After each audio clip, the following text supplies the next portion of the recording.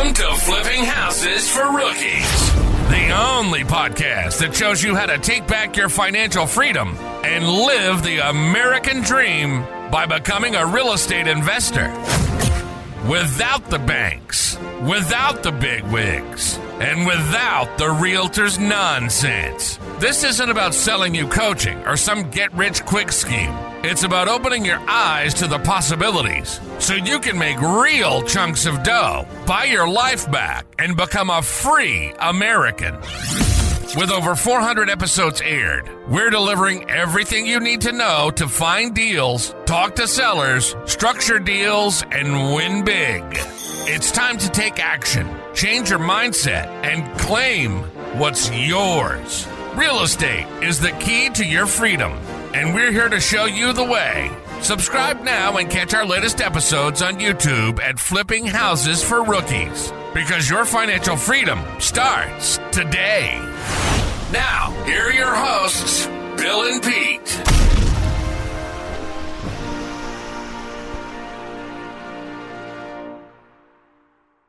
All right. Yup.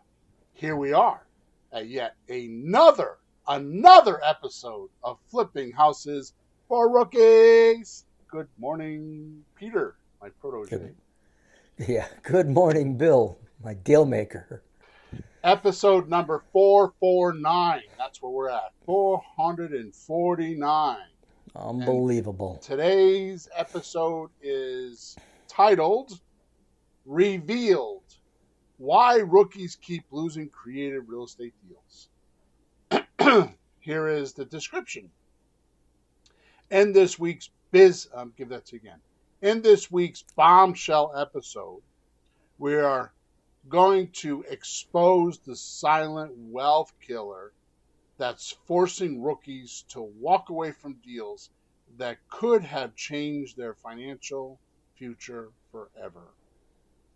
After listening today, you will soon realize that most rookies are literally one conversation away from getting sellers to say yes to their proposed offer or offers given, but instead are making critical mistakes that actually repel deals without even knowing it. In fact, this strategy isn't new or even complicated, but it's being completely overlooked by 99% of all offers given to sellers. Learn what the deal trigger is and why it is so important to see it and to use it for every transaction. What makes this episode particularly powerful is how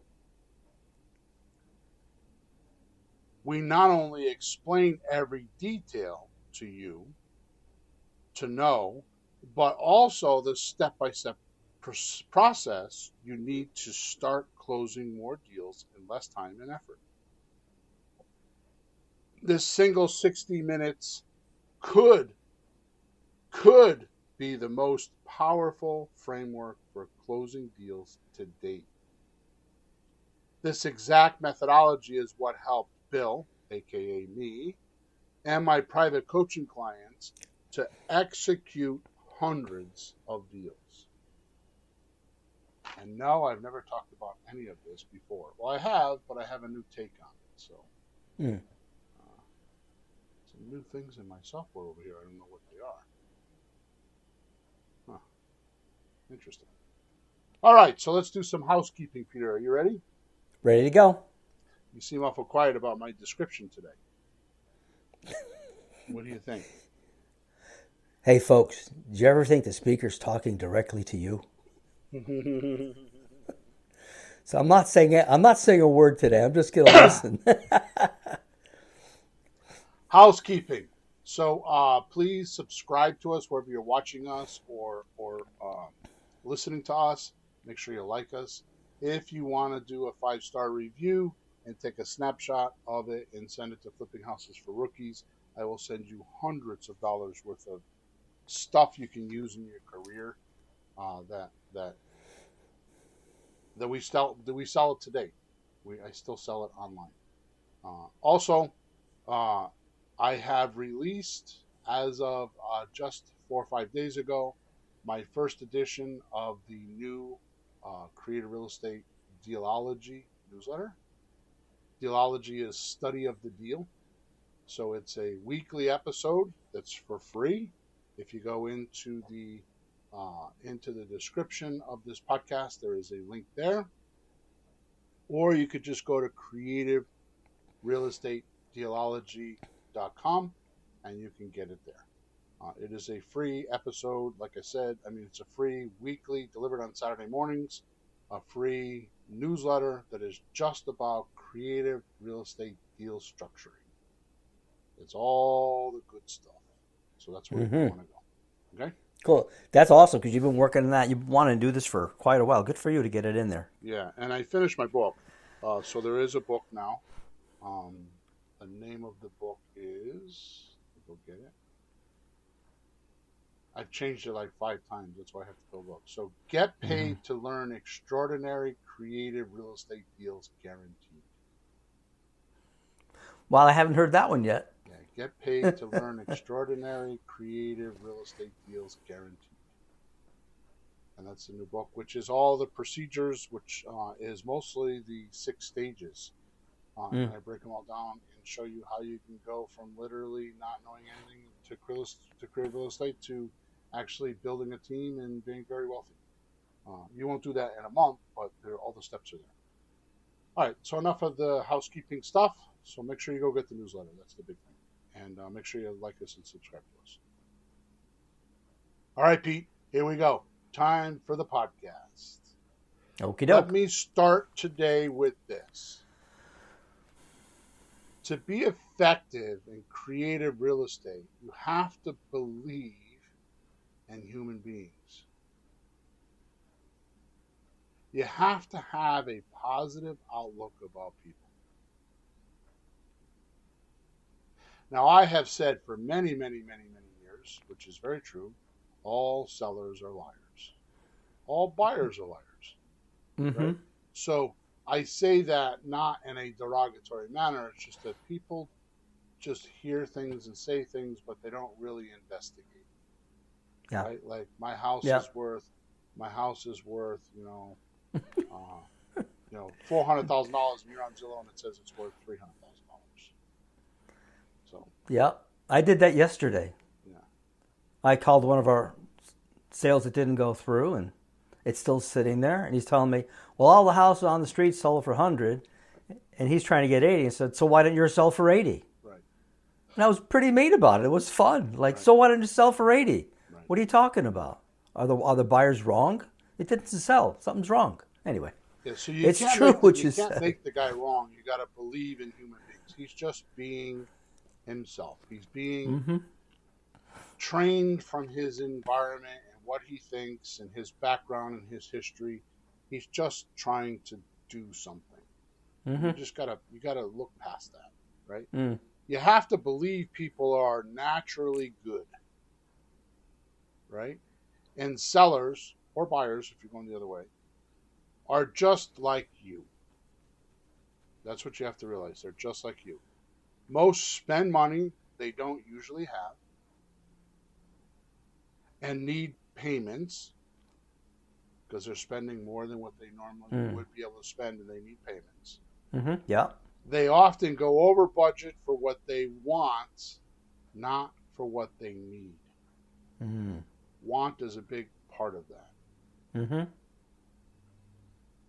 And most important, they work hard for their money and want to make good decisions and feel good about those decisions once they have made them. So the reason why you're having so much trouble with your seller is they want to make a good decision, right? Yeah, absolutely.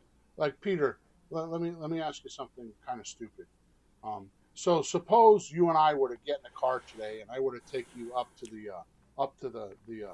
the electrical plant, where they make electricity. Yeah. And I bring you into where the turbines are, and I say, Peter, I need you to maintain these things. Can you have it done by tomorrow? What's going to happen? Well, that would be a dead no because I don't know anything about turbines. All right, and not picking on you, but what if I said to you, you said to me, Bill, my car didn't start this morning. And I said to you, Mm-hmm. okay, well, did you check the starter? And you're like, Mm-hmm. what do you mean?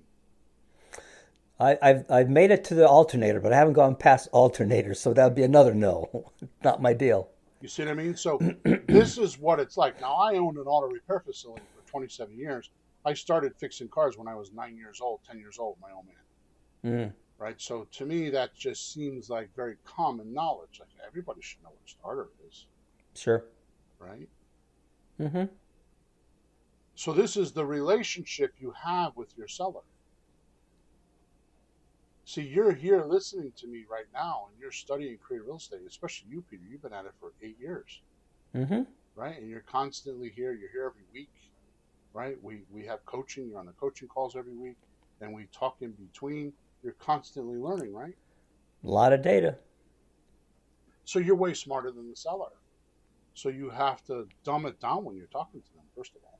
And you have to guide them. Just like I would guide you to like showing you where the starter is on your car. Right. Right? Mm-hmm. Well, you have to speak at their level. I mean, one of the things with communicating to anybody, you don't talk at your level. You talk to them at their level. So you have to really pay attention. Right. All right. So what I'm going to say next is actually a podcast within itself. Mm. And I'm not going to skim over it, but I'm not going to spend a lot of time on it. Okay. So you have to understand this concept. If you do not understand this concept, you will never, ever figure this out. Okay, here's the concept. Okay. That money is made to be used, not possessed. Money's an energy. It moves. It wants to move. It has to have a purpose and a place to go.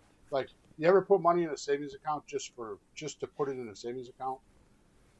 Well, I had some extra money, so I put it over there. I got $5,000 back from my taxes by surprise. I'll just put it over there and just leave it there, right? And if it doesn't have a purpose, and if it doesn't have a reason for it to be there, all of a sudden, son of a gun, the car breaks, the furnace breaks, right? And you use $4,500 of that money. Yep. Like, I could never save money. No, it's because you didn't give that money a purpose. Like, you could even name it like, that's my reserve account in case I have trouble paying my rent. Makes sense. Or I'm saving that money for a vacation. Mm-hmm. Right?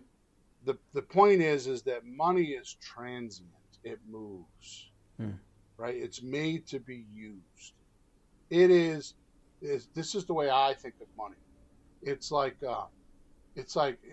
well, it's not, this is not exactly, just to illustrate it. Like, I take my grandson to the amusement park, right? Or my granddaughter to the amusement park.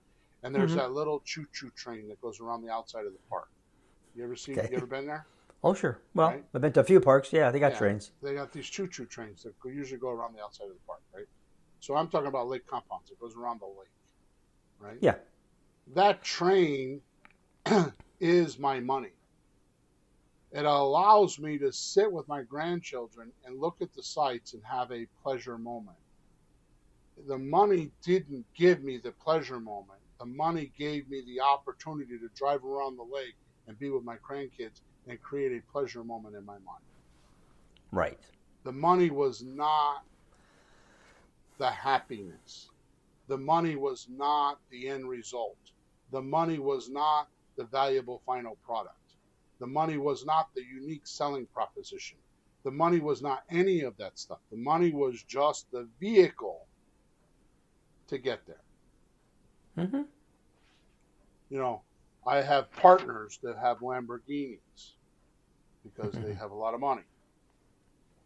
And they think that they should make commercials showing off their Lamborghinis,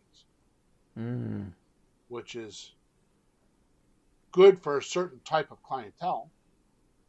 But the truth of the matter is, so what? You got a Lamborghini. You could have rented it. You're in front of this mansion of a house. You could have rented that too. You could have spent $10,000 to rent the car and the house for the day. You could have just driven by when no one was home, stood in front, and took a picture. This is true. Yeah. Right? That's what I do. So the money, basically the Lamborghini and the big house is an ego status for these people. Mm-hmm. The money isn't the thing. Okay, and I'm going to come back to this in a little while. Okay, so which means, now listen to me because this is important. I am being very profound today, Peter, because this podcast is for you, and if somebody else wants to listen to it, then they get a lot out of it. This is for you. Okay, which means your conversation when it gets to money with your seller gets quite funny. It gets odd. Now, I love my wife to death, man. And I have no idea why. I argue with her, and we do things, and sometimes we go a day or two, and we just stay in our own corners. Sometimes we're all over one another, but I'm just crazy about her. I don't know what it's going to be like without her. Mm-hmm. Right? But man, and she is a smart lady. Especially at certain things, she's really smart. She's a consultant, and she helps people make $1 million businesses. But man, when it comes to money, she is dumb as a rock. She is horrible with money. Really? Horrible with money. It's this complete black hole to her, right? But yet she makes people millionaires. That's crazy. This is how it started for me, because it's like if she could do that and she knows nothing about money, being a millionaire has nothing to do with having money. Wow, that's right? crazy. I just bought a new book. Right? And I was reading it this morning. And the back of the book, the first on the back of the book, right? On the very back of the book. Yeah. The back cover. You want to see the name of the book? Good. Miracle Morning. Yeah. Anyway, so the first sentence says, millionaires know everything in your present is a result of how you thought, decided, and acted in the past. So is it about the money? None of that said money. It didn't say it about the money. So I'll read it to you again. Millionaires know everything in your present is a result of how you thought, decided, and acted in the past. Your present circumstances can change right now. So money's in the head. Money is backed by confidence. Mm-hmm.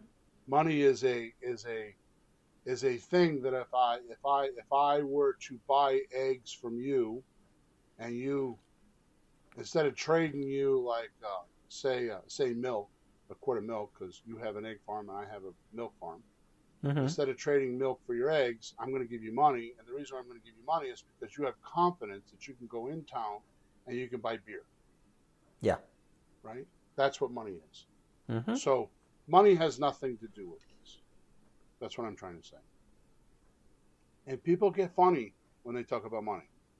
I mean, there's two things that you could talk to somebody out about, and you could get the most craziest stories.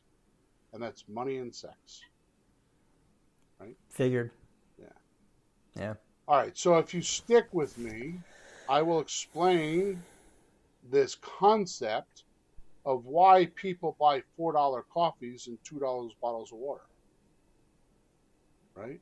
It's not about the money. Mm. And oh yeah, by the way, $4 coffee. I don't go into Starbucks. My wife will not ask me to go to Starbucks anymore. Because I have boycotted Starbucks. Because she sends me in there and it costs me almost $6 to buy her coffee. And it's 2 shots of coffee and this and that. I have to have a list. I have her text it to me, and then I go inside and I show the phone to the person. You just show it to them, sure. Okay. Yeah, I have this thing called a coffee maker. Money's a mental issue. Yeah. It's not a shortage issue. Money is a mental issue. That's a Grant Cardone saying. Money is a mental issue, not a shortage issue. Realize that first. To hit the right button in your deals, you have to realize you're in the people business and have to like people. You're not in the real estate business or the money business.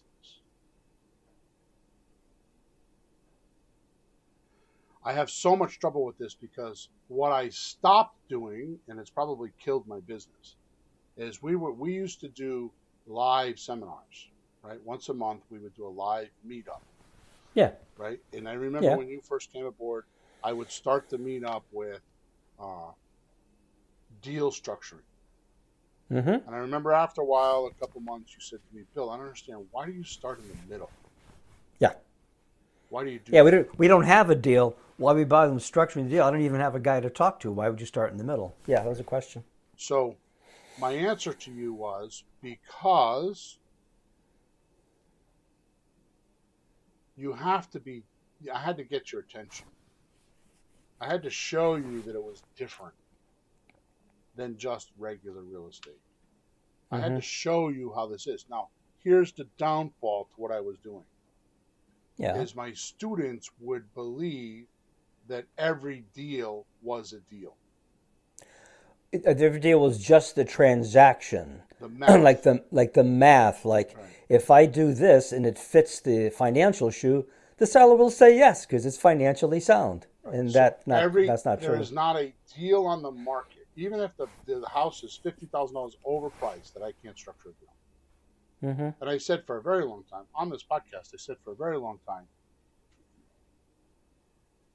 I'll buy your house for whatever price you want as long as I get to pick the terms. Yeah. Right? So that was a big thing for me for a while.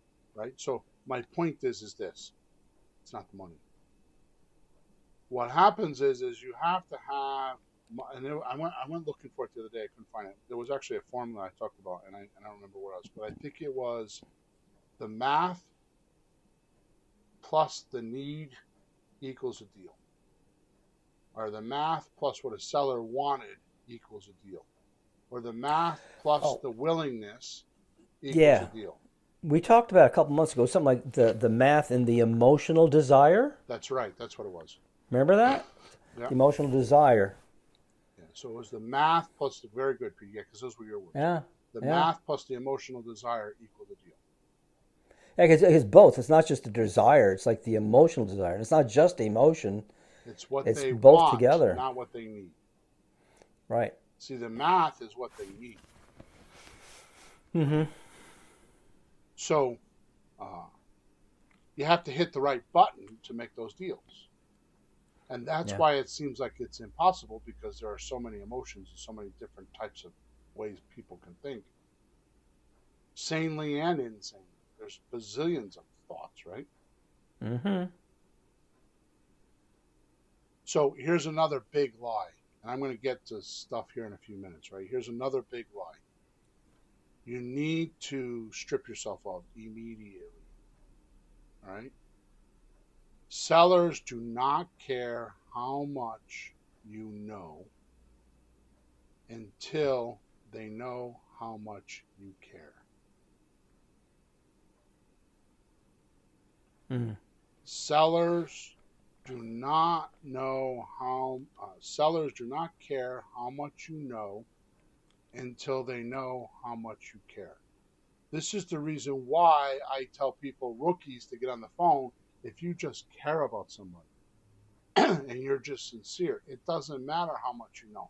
But somebody like me, I get on the phone and I have all this knowledge because I lost track at 4,300 face to face in a house, nose to nose, belly to belly.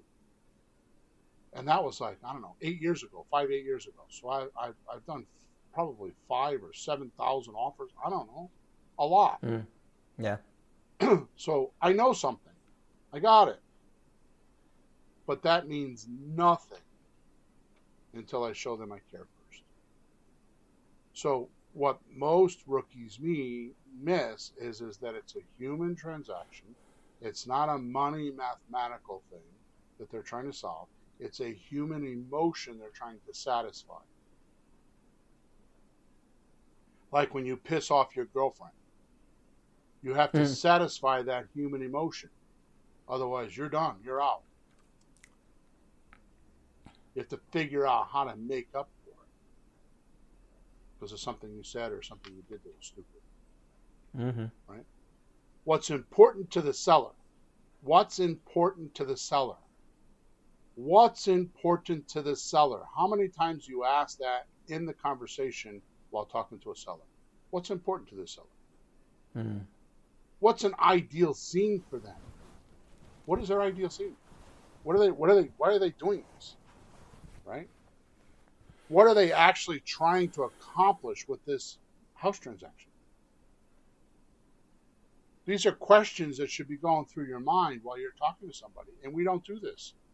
That last thing you said, I came up with the almost exact same sentence for me to keep in my mind. Like, what are you trying to do with this house sale? What are you trying to accomplish? Before Exactly. we leave here, I'm going to give, and by the way, I'm giving you the background and the theory right now, and I know I'm dragging it out, but by the time I get done, I'm going to give you 2 or 3 sentences to do all of this, and it happens in minutes. Yeah. Okay? So what is that? What is it that really makes them feel good? If they could get everything they wanted, not what they needed, everything that they wanted, right? Everything they wanted, what would that be? Now, if you remember many, many podcasts ago, probably 100 podcasts ago, I talked about this. Like, suppose you were in the wilderness and it's the 1800s and you got wagons and horses and you got your family, right? And you probably saw this on a movie. And you cross the river. The river is kind of a wild river. And you're on one side of the river and your family or other people are on the other side of the river. Mm-hmm. How are you going to get them across that river? And the best way is to go back to where they are and help them build a bridge or go through the river with them, holding their hand. Right? This is how you have to treat your seller. You have to go to the other side of the river, and you have to coax them through the river or build a bridge with them to get over the river. Because if you don't do that, you won't make enough deals. You'll lose deals. This is showing them how you care, not what you know. Right? The seller's mostly concerned and interested in themselves and their family. How do I know that? Just what you said. The guy's asking $100,000 for $80,000 for his property because everybody else sold it for $100,000, but he hasn't sold it in 6 months. He's not thinking about the buyer. Where's the buyer going to get the $80,000? And is that $80,000 worth giving up $80,000? Is the house worth $80,000? The only reason why somebody gives their hard-earned money is because they feel like whatever you have is more valuable to them than their money.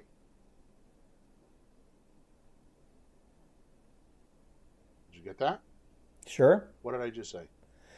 The only reason a person gives you their hard-earned money is because they think what they're getting from the other guy is more valuable than their money. Right. So are you creating that value? Not if they're not buying. So if you're not closing deals, then you're not presenting that value. And I'm going to tell you the fastest, quickest way to build that value is a shortcut. It's a hack. Just care. It's not what you know. They don't want to know what you know until they know you care. Right?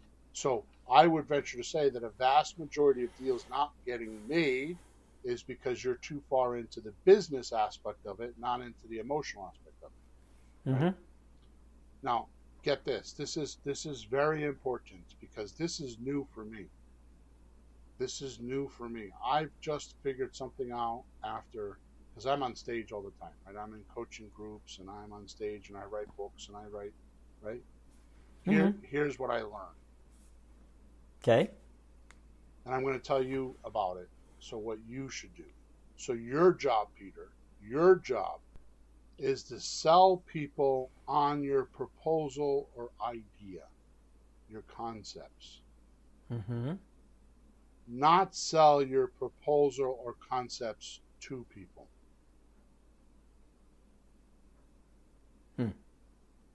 So your job is to sell people on your proposal, on your offer, not sell your offer or proposal to people. Mm-hmm. How do you do that? You care. If I was you, how many times have you heard me say this? If, I don't know how I can help you, but if it was my deal, here's what I would do. Mm-hmm. How many times have you heard me say that in a coaching group? And that's what you do, because you're not trying to tell us what we should do. You're trying to show us how you might do it, and then we'd have to look at it ourselves and decide how we would apply that. That's exactly what this means. Your job is to sell people on your proposal, not sell your proposal to people. Yeah, you can't tell somebody you should do this, because if you push, they pull away. You can't push it on people. You can't tell somebody what to do. It doesn't work. Mm-hmm. They have to think it themselves. Yeah. Right? You need to agree to do a deal. This is huge, huge, huge, huge, huge. Oh my God, it's so big, but so subtle. You need to agree to do a deal, not disagree and fight the deal. Like, for example, and I'm not saying what you did was wrong, because you're far into the deal. But the guy says his house is worth $80,000, and you argue with him and saying, well, if it was worth $80,000, then how come you haven't sold it? Mm-hmm. Right? So you have to agree, which I know you have already, and I'm not picking on you on this deal, so please don't take that. It's just as an example. I needed to do that to get it out of my system for my benefit, because I don't think the guy is cooperative in any way, because it's been so many months. He just never cooperative. So it just felt good to just put the truth out there. And I can code it much nicer. I can do that, because you get an idea, but then you have to say it in a way that's more acceptable. But I was at the point where I just wanted to say what I wanted to say. I'll figure out how to say it better next time to somebody who deserves it. There's but nothing it wrong felt with that, good. because to come to Jesus talk is sometimes you have to release that person from your mind, because otherwise that person will infect other deals. Yeah. You have to get rid of that poison, right? Mm-hmm. Or that idiot, right? Like my ex-father-in-law, God bless him, because he's not with us anymore, used to say, Bill, don't let an asshole ruin your day. Right? And that's what he meant, is don't let this conversation infect your other business for the day. Mm-hmm. So the point is that you have to agree. So you could say, okay, well, here's the thing. 80,000's a bit much, but I can pay it, and here's how it works. Mm-hmm. And then you structure the deal. I got to give you interest-free payments or principal-only payments for the next 10 years. That's the only way I could do it. Mm-hmm. Right? It's better than fighting them. And this is what happens with so many coaching clients. They want to argue the fact or persist on or be right about the price. And the truth of the matter is in creative real estate, the price does not matter. Right? Because you're not paying $80,000 for this property. You're not giving the guy a check for $80,000 and risking money. Mm-hmm. You're probably going to give this guy no money, or $100 for a slot deal, and you've got invested $100.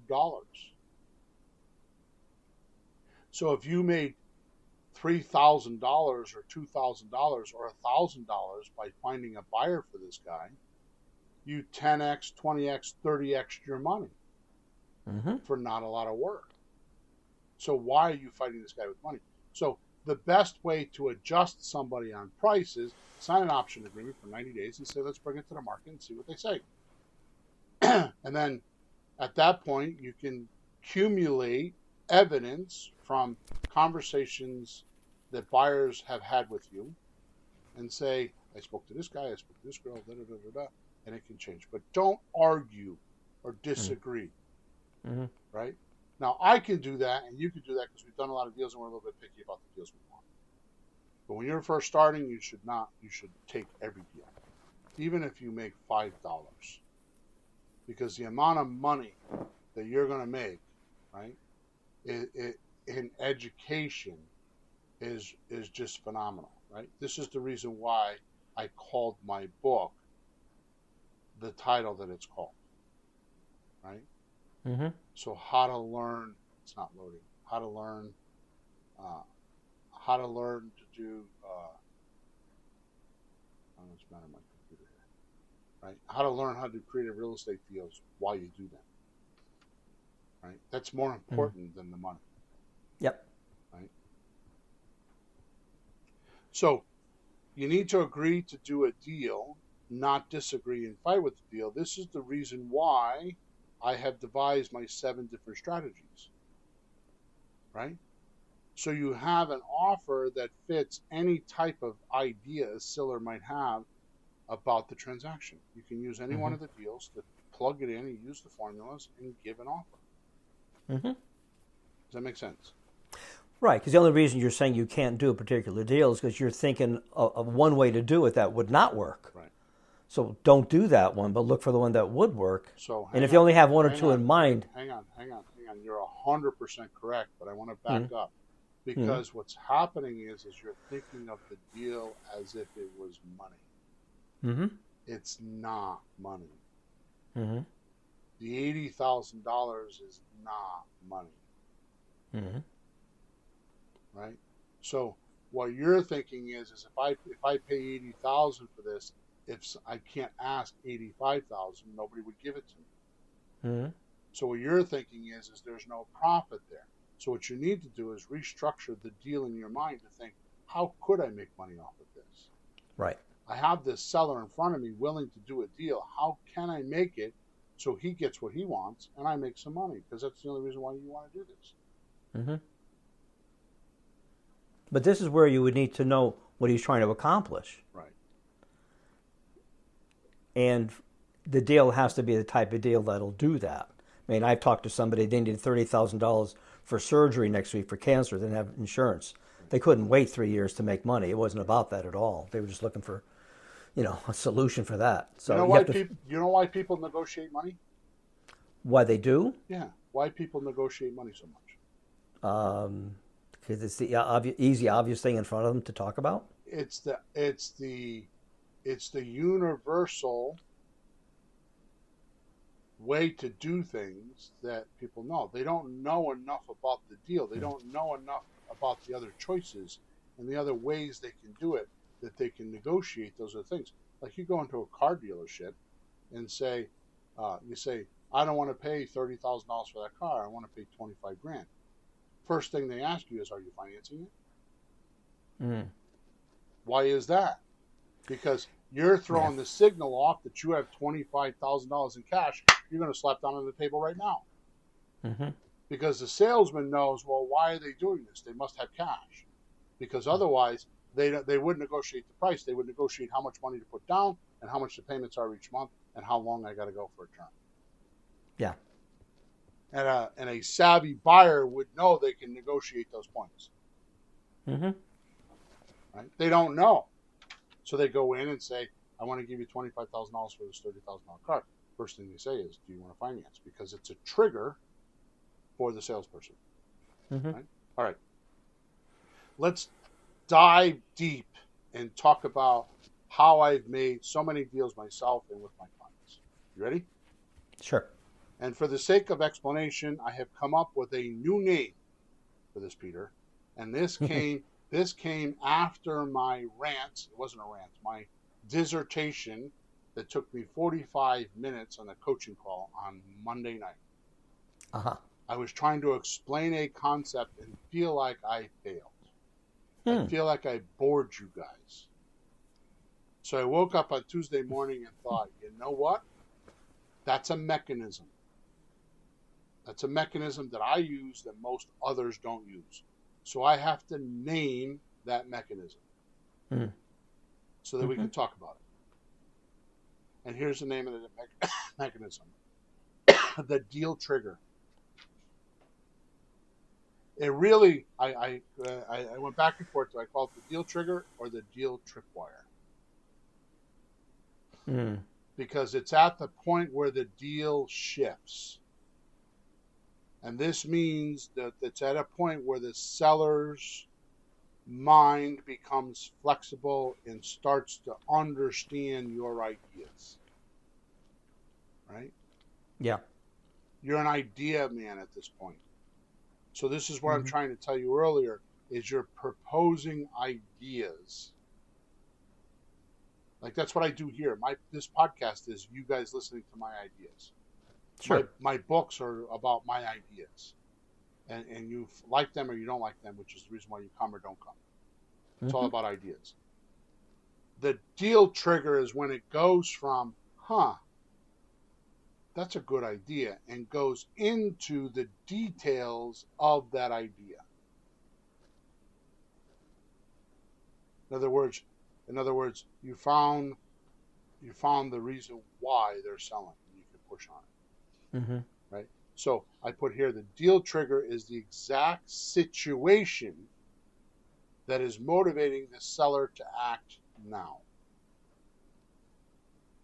Now, I broke down situation because situation has a few definitions, Okay. 2 meanings, right? So one is a relative position or combination of circumstances at a certain time. So a situation is a relative position or combination of circumstances at a certain time. Mm-hmm. Right? So they're in this situation because. Yeah. Okay. The second definition is a state of affairs one finds himself in, or a state of affairs that was inflicted upon them. I lost my job and now I'm in foreclosure. Sure. Right? Now, if we combine these together and use them the way I'm going to talk about them, we're going to say that a good definition or a good description of the deal trigger is you need to first find out from the seller what do they think will fix their life. Right? Now this is a little bit complex, so please stick with me. This is why I have so much trouble teaching this, because it's a very abstract idea. So we're looking we're looking for a situation, some outpoints, some things that the seller is trying to fix their life with. Right. So the first thing you're going to want to do is you're going to find out what do they think will fix their life. Well, don't you need to know what's wrong first? Nope. This is why I'm trying to tell you it's backwards. This is why you're not making deals. So now listen to me. Just hang on just another 5 minutes and it will make total sense to you, right? Because you don't. This is what happens with people when I tell them, what's the situation? What's the why? What's the ruin? And they don't know how to tell me what it is because they're doing it backwards. Right? So first you have to find out from the seller, what do they think will fix their life? What we could call this is an ideal scene or a wanted outcome for their actions. Kind of like their goal and their purpose mixed together, right? That's causing them to act this way currently. Right. I was thinking, what's the goal with this house sale? What are they trying to accomplish? Yeah, the goal, because we've talked about that in other things too. The goal. So, what do they think will fix their life? In other words, they feel their life is broken. The reason why they feel their life is broken is because they don't have this thing. Yep. So the obvious thing that 99% of all rookies and pros don't think about or don't observe is the seller does not have this exact thing they think will fix their life. Like they don't have it figured out either?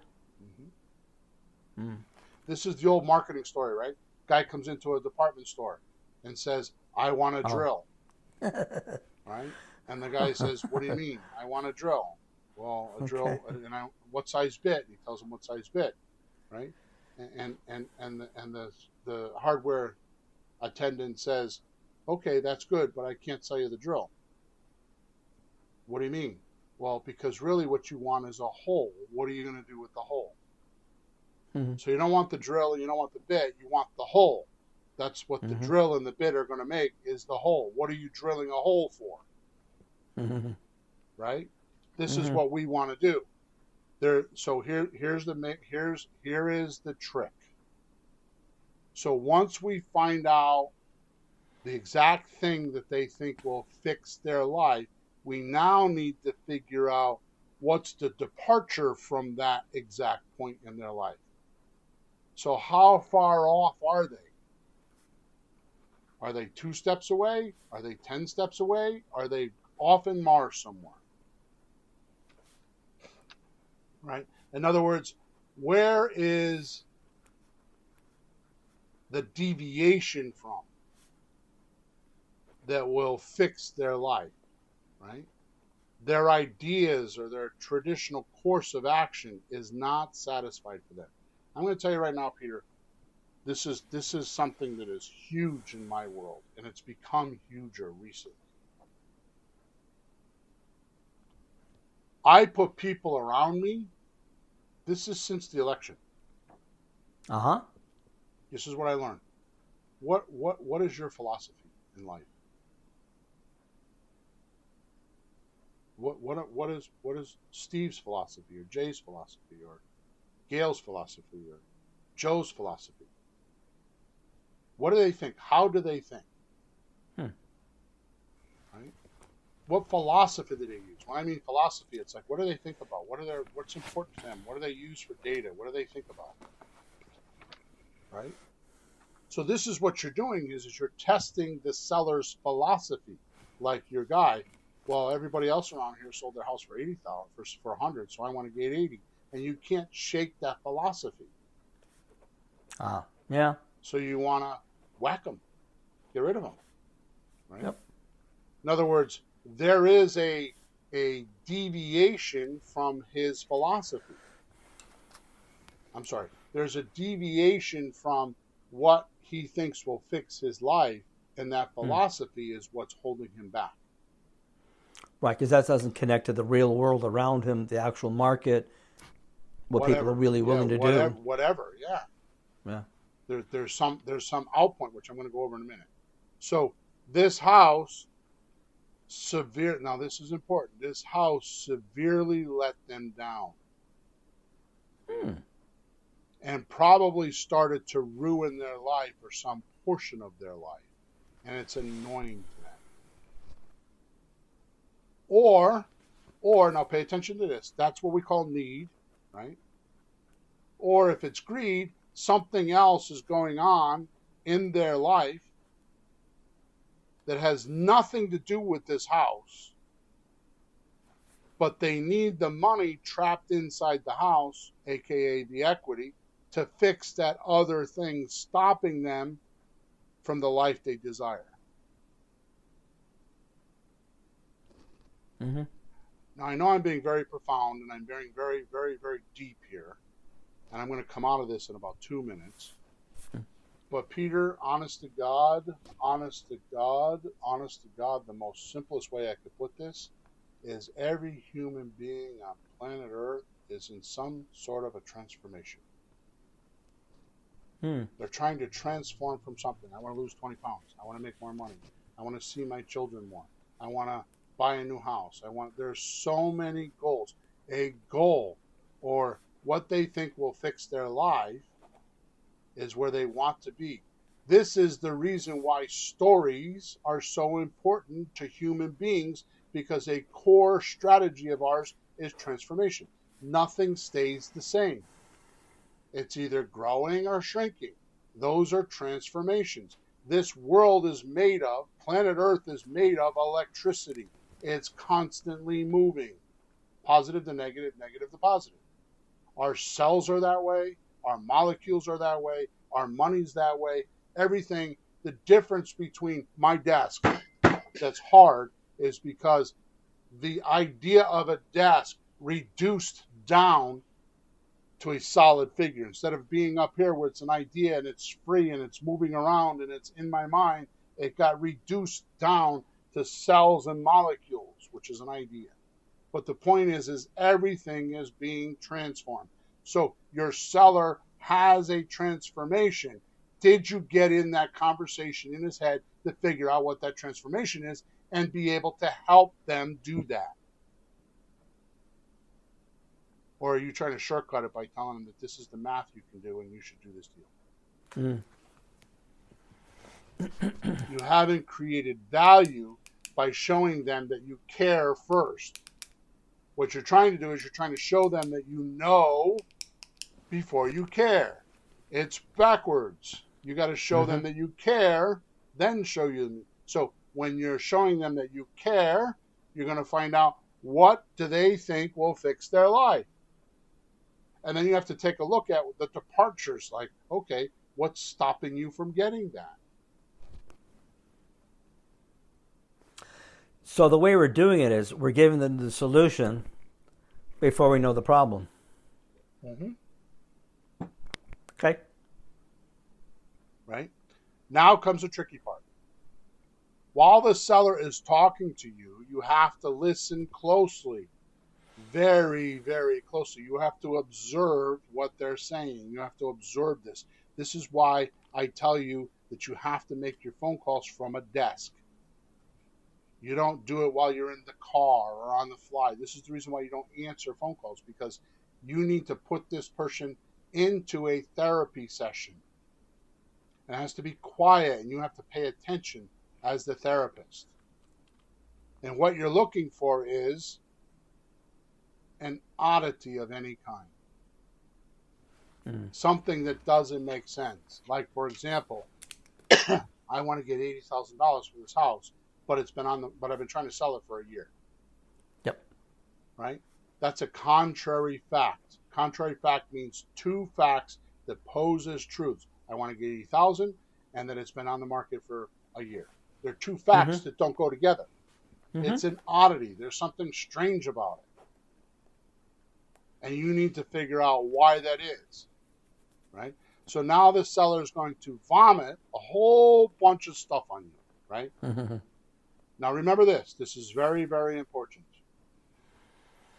Remember, if this seller knew the answer to what they think will fix their life, they would have done it already. They wouldn't be talking to you right now. Because the definition of solution means problem goes away. Problem has not gone away for them. They're looking for a different solution. So they may need help locating the most major departure or deviation or withdrawal holding them back. They haven't noticed it. Like an alcoholic. I'm not an alcoholic. I only drink every couple of days. They haven't admitted they're an alcoholic. They haven't admitted, which, by the way, means they have not confronted it. And any problem you have, or I have, anybody has, is because of one reason, only one reason. It's because you haven't confronted it. And confront means face-to-face, head-on, direct, right at it. And these people are not confronting the real reason, like the house is really not worth $80,000. Right? This is a deal trigger. Until you figure out what I just told you for the last 10 minutes, this is a deal trigger. Yep. This is the difference between being a multimillionaire and being a rookie that hasn't done a deal for 3 years. Only reason. Because you're not digging in. You're not getting past the social veneer. You're letting the answers the sellers giving you, and buyers, be factual and true. When they're just complaining and they're misdirectors. Like we spoke of last week. And they don't even know they're doing it. This is why I say all sellers are liars, because they don't even know they're doing it. Because I'm going to tell you, here's the deal. In my own language. Excuse me. The only way you can do anything in this world as a human being, the only way you can do anything in this world and be successful is to know the ideal scene, the exact bullseye, the exact position you want to be in, the exact goal you want, the exact purpose for having that goal. And knowing it so clear in your mind, as Maxwell Maltz said in Psycho-Cybernetics, the theater in your mind is so clear that there is no deviation. I'm going to tell you something, Peter. This is a very personal thing. Mm-hmm. You don't know this. I changed. Well, you know that I changed my life because you see it happen. Yeah. You want to know the main thing that I changed? What? I no longer talk about expectancy. I mean, I no longer talk about, I just leaked it out. I no longer talk about affirmations and I'm going to be a millionaire, I'm going to be this, I'm going to be that. What I do is I state it. I state my, what I call postulates, or a postulate is like, they're better than affirmations. A postulate is yes, it's here and it's done. And no matter what, I now play the game of expectancy. I put it there. I know it's going to happen. I believe in it, and it's just the way it is. There is no deviation, and I'm just sitting back saying, "Okay, I'm expecting it. When is it going to come? Not when is it going to come.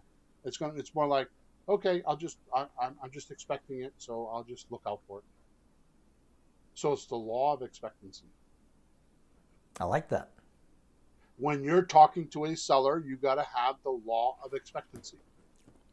You know this. All you need to do is care for the person. Then once you find out what it is that they want, that's would fix their life forever, look for the departure from that. Like, why aren't they getting that? There's some reason they're not getting that. What is it? And then help them get it.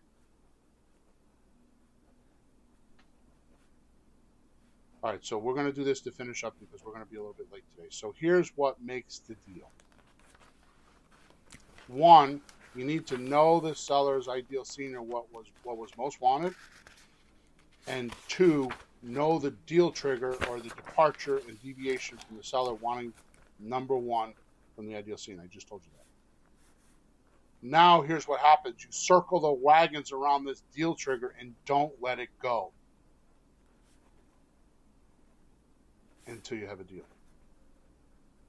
This deal trigger should take you less than 10 minutes to figure out on the phone. The difference between a person that has to talk to someone for months and weeks and years and someone that could do a deal in a half an hour is how good they are at finding the deal trigger.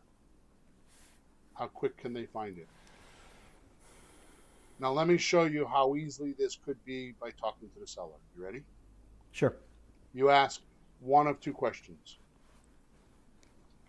You've heard these questions before. You're just not using them properly. If I had a magic wand and waved it over this deal, what would you want out of it? If I had a magic wand and waved it over your deal, what would you want out of it? Does that just tell you exactly how they want to fix their life? That tells you their ideal scene. That tells you where they're trying to go. That tells you what they're. In other words, you know how you have a good goal or an ideal scene or a good purpose. Do you know how you know that? Because when you hit it, it ends. Journey over. So if you have a goal to make $1 million, when you have $1 million in the bank or in cash, journey over, new goal. So how do you make this journey end for this seller? You first have to ask them, if I had a magic wand and waved it over your deal, what would you want to get out of it? And you're not looking for a money number because they might just, they could say just a number, really high number, and that might not tell you what they're really trying to accomplish with it. Don't worry, I'm going to cover that. Right. The second question is, you're never going to guess what I'm going to say, are you, Peter? No, I've given up on trying to guess what you're going to come up with. What would have to happen for you to make a deal with you? Oh, yeah. So you use one of those two questions. What would have to happen for me to make a deal with you today? Now, once they answer either one of those questions, You're going to follow up with this. Mm. You ready? Yep. What do you think is holding you back from getting $80,000? What do you think is holding you back from closing within 30 days? What do you think is holding you back from whatever they said in one of one of those two questions? Mm-hmm. Yep. You just figured out what their departure is.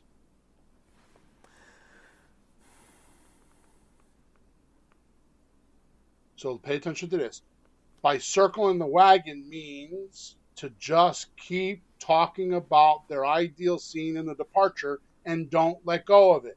Just keep talking about, here's how you're going to get blah, blah, blah. And the reason why you're not getting it is because blah, blah, blah. And you just keep talking about it and keep smushing it in their face until they get it.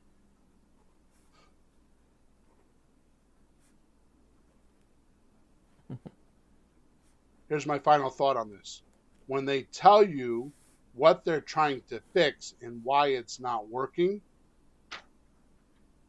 you need to test your deal trigger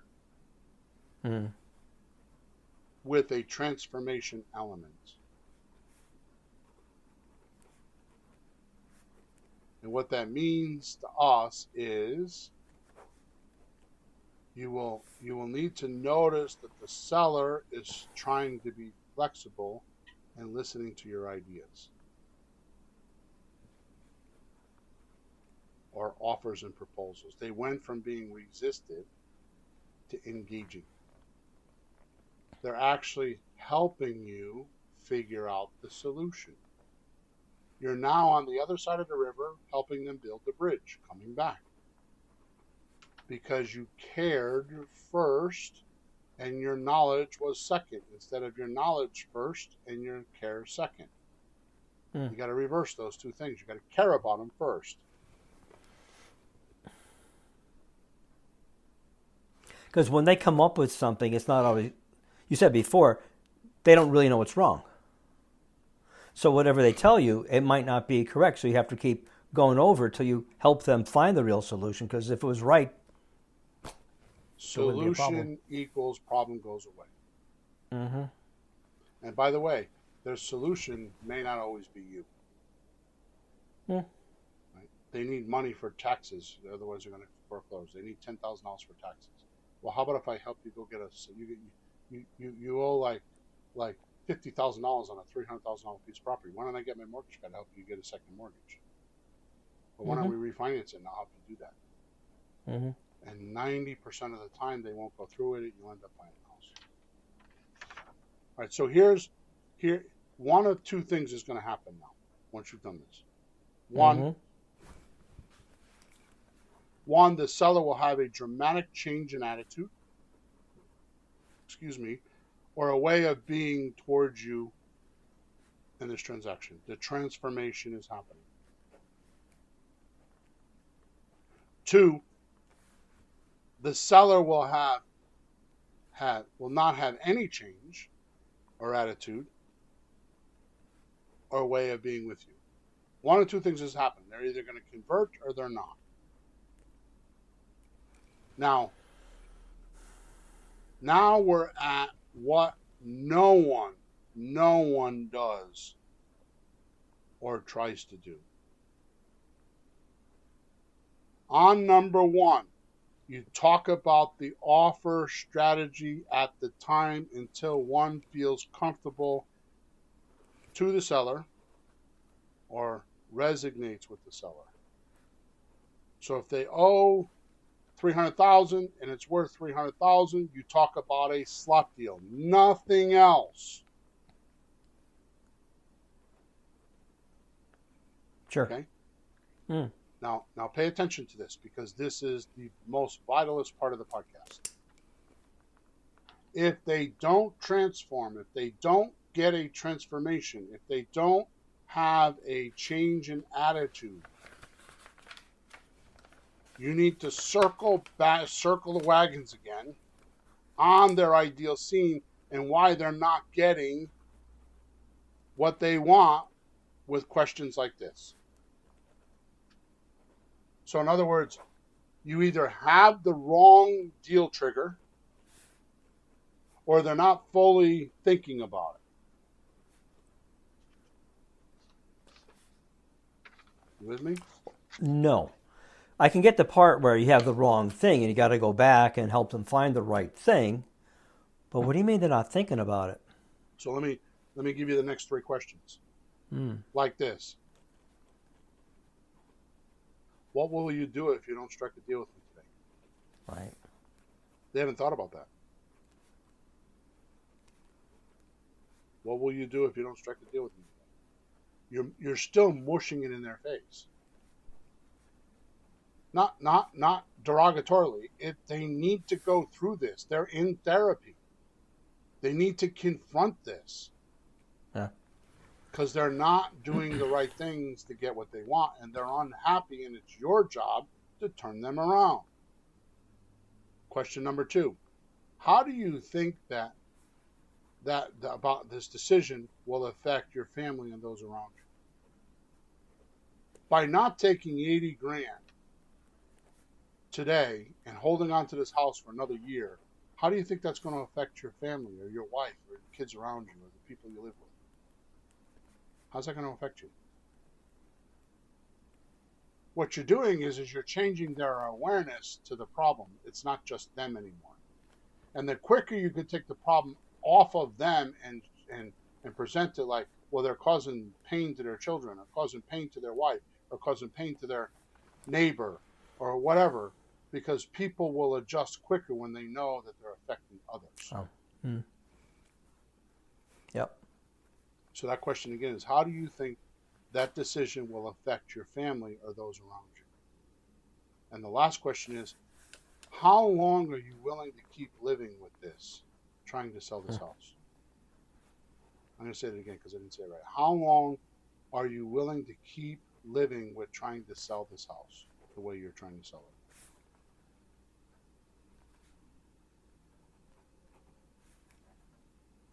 How long are you willing to keep living with trying to sell this house this way? Yeah, whatever they're doing. Those 3 questions will close you more deals than anything else, but you got to do it in the right time. You got to do it after we did all the other stuff, right? And lastly, if none of this works, now you miss the true or real situation or ruin, and what is crushing the seller emotionally.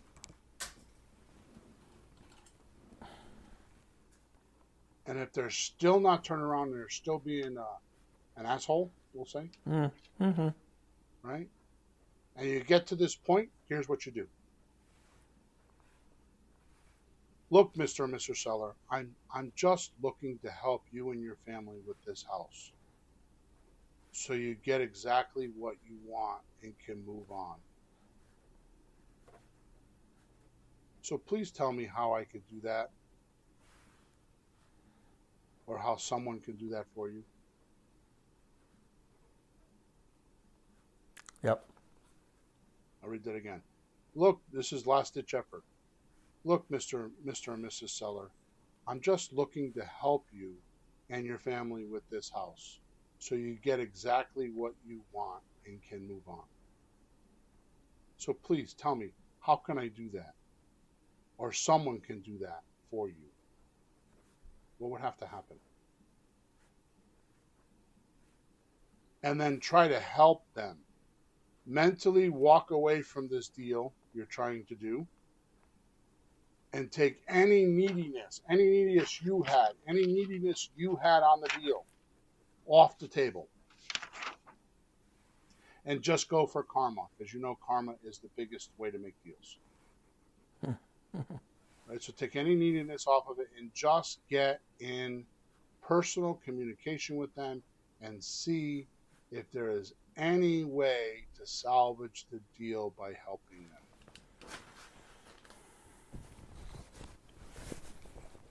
Now, I'm going to make a statement that you're not going to like.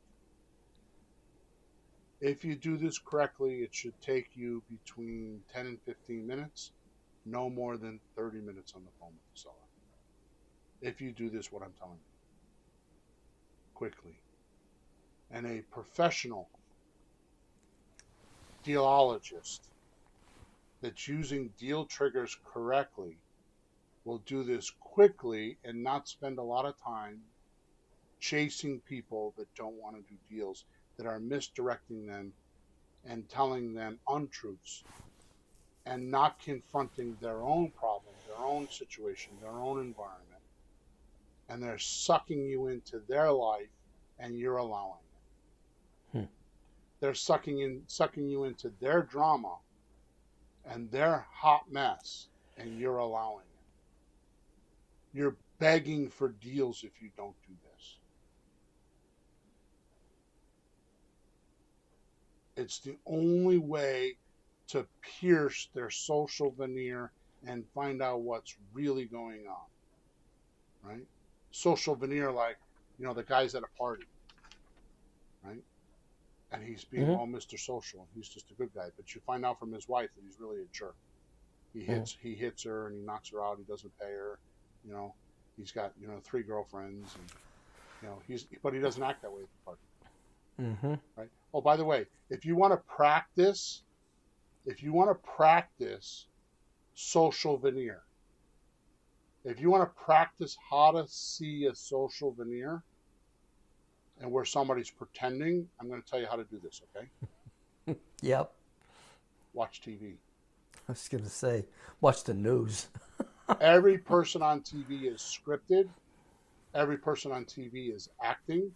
Every person on TV that you see is not really being themselves. They're being somebody else or something else. And in fact, since 1950, the world has trained us on how to do that and has affected the world, which is the reason why we have these protests and these people that are doing the oddest things in the world. Because they have been taught by a television and actors. They have been brought up in a fake world of not truths. And they're influenced by the actor or the actress on TV. And it depends on what channel they watch on how they're getting influenced. Yep.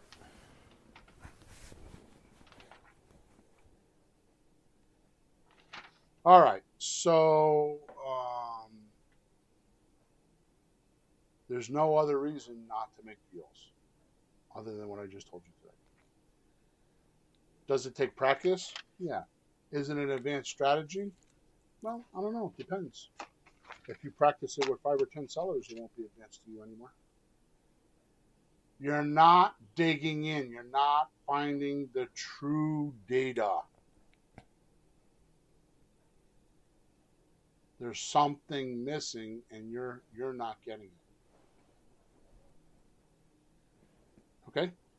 So hopefully that helped our listeners. I know I went a little bit more time than I should have, but I think this is very good. I'm going to get my coaching clients to listen to this, and hopefully they will listen, and it will help them.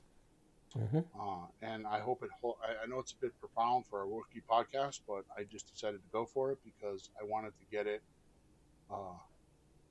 sorted out in my head, because I don't know how I'm going to do this yet, Peter, but as soon as I get this book that I have now published, which will be within the next few weeks, my next book is going to be just about this: how to close sellers. Wow. I want to go into it deep, and I want to go into scripting and how you could close sellers. It's going to be more of a I got to come up with a language for it. It's going to be a professional closer, and how you do that and the steps to do that. And I haven't sorted it all out in my head, but now that I have the idea in my mind, I will start working on that, because that'll be my next book. Thank you for listening to us today. Make sure you subscribe to us wherever you're watching us or listening to us. Make sure you leave us some sort of a review. If you want to take a snapshot and it's a 5-star review, send it to flippinghousesforrookies.com at gmail.com. flippinghousesforrookies@gmail.com, and I will compensate you. I'm not trying to bribe you. I'm just trying to ethically bribe you. And don't forget to check in your description. Our new newsletter is out called Creative Real Estate Theology at .com. That link is actually in the description of today's podcast. So if you don't remember it, you can go back to the podcast and you could push on that link and it'll bring you right to the sales page. Not sales page, to the newsletter page. The newsletter is for free. It comes out on Saturday mornings, and I have expectations of changing your life with deal structuring with Creative Real Estate. Over and out. Thank you for your support, and flourish and prosper until the next podcast, which is number 450. Have a good week. This has been Flipping Houses for Rookies. The American Dream. What is it? It's called financial freedom, and with real estate, you'll have it. Without the banks, without the bigwigs, and without the realtors' nonsense. Bill and Pete are two real estate investors with 30 years plus of experience, hundreds of deals under their belts, and a mission to change the way you think about creative real estate. Do be sure to like, rate, and review the show. And after that, hit up our YouTube channel at Flipping Houses for Rookies /streams. We'll be back soon, and see you then on Flipping Houses for Rookies.